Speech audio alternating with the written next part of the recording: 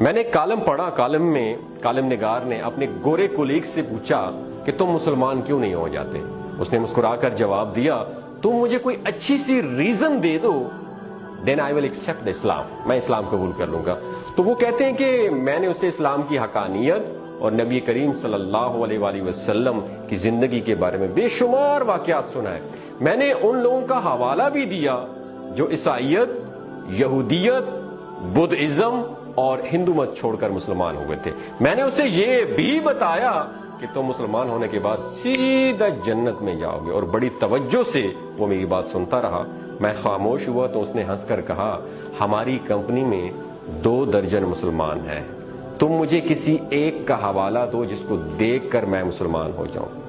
وہ کہتے ہیں کہ میں حیرت سے اس کی طرف ہکا بکا ہو کر دیکھنے لگا تو وہ بولا، تم مسلمان اگر مل کر بھی اخلاقی لحاظ سے ہمارے کسی کرسچین ساتھی کا مقابلہ کر لو تو میں مسلمان ہو جاؤں گا۔ وہ رکا اور اس کے بعد وہ کہتے ہیں کہ مجھ سے پوچھا، کیا تم لوگ حلال کھاتے ہو؟ تو وہ کہتے ہیں کہ میں نے سینے پر ہاتھ رکھ کر جواب دیا، الحمدللہ مسلمان حرام نہیں کھاتے۔ اس نے کہکا لگایا اور بولا، تمہاری بات چکن کی حد تک تو درست ہے، لیکن جہاں تک کام سے محبت، کمپنی کے ساتھ وفاداری اور اعمال کا تعلق ہے، میں نے تم میں سے کسی کو حلال کھاتے نہیں دیکھا۔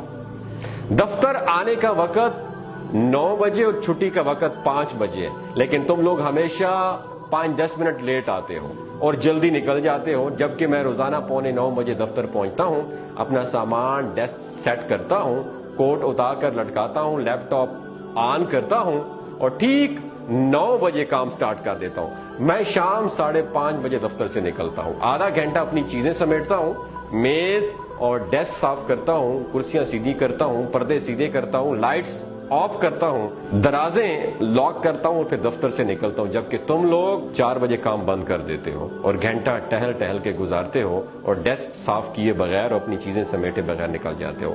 ہم یورپی لوگ اپنا باتھ روم خود صاف کرتے ہیں، کموڈ تک صاف کر کے باہر نکلتے ہیں، دفتر کی لائٹس بند کرتے ہیں، پودوں کو پانی دیتے ہیں، اپنی پلیٹیں اٹھا کر ریک میں رکھتے ہیں، جبکہ تم لوگ جھوٹے برتن میز پر چھوڑ کے چلے جاتے ہو، فلش تک نہیں کرتے، اور اگر کر جاؤ تو فرش گیلا کر دیتے ہو، سنک میں پاؤں دھوتے ہو اور پورے واش روم کا فرش گیلا کر دیتے ہو۔ تو وہ کہتے ہیں کہ میں نے آپ میں سے کسی شخص کو لائٹس بند کرتے نہیں دیکھا۔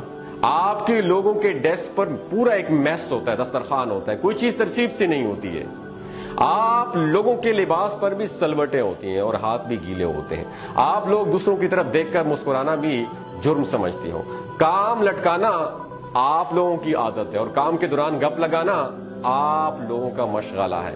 آپ لوگ کھانا بھی نہایت بدتمیزی سے کھاتے ہو، منہ سے چپ چپ کی آوازیں نکلتی ہیں اور چائے بھی شڑپ شڑپ کر کے پیتے ہو۔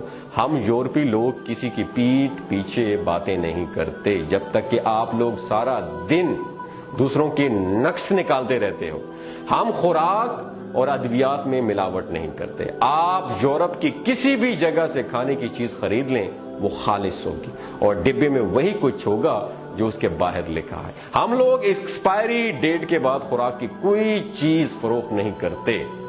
یورپ اور امریکہ میں ادویات میں ملاوٹ یا جعلی ہونے کا تصور بھی نہیں ہے، لیکن آپ کے معاشرے میں صدر ہو یا امام کعبہ، اسے خالص خوراک اور اصلی ادویات نہیں ملتی ہیں۔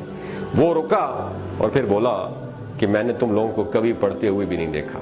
تم لوگ روز مٹھائی اور چاکلیٹ خریدتے ہو، لیکن میں نے تمہیں کبھی کتاب خریدتے نہیں دیکھا۔ کتاب اور علم سے یہ دوری میرے لیے حیران کن ہے۔ ہم مرغی ہو یا گائے ذبح کرتے ہیں جب ذبح خانے ہوں، شہریوں کو اس کا خون نظر آتا ہے اور نہ ہی اوجڑی، جبکہ تم لوگ روزانہ گلیوں اور بازاروں میں جانور ذبح کرتے ہو اور اسے نالیوں میں تڑپنے کے لیے چھوڑ دیتے ہو، اور آخر میں اس کی آلائشیں چوکوں اور گلیوں میں پھینک کر چلے جاتے ہو اور انہیں کتے، کوے اور چیلیں بھنبوڑتے رہتے ہیں۔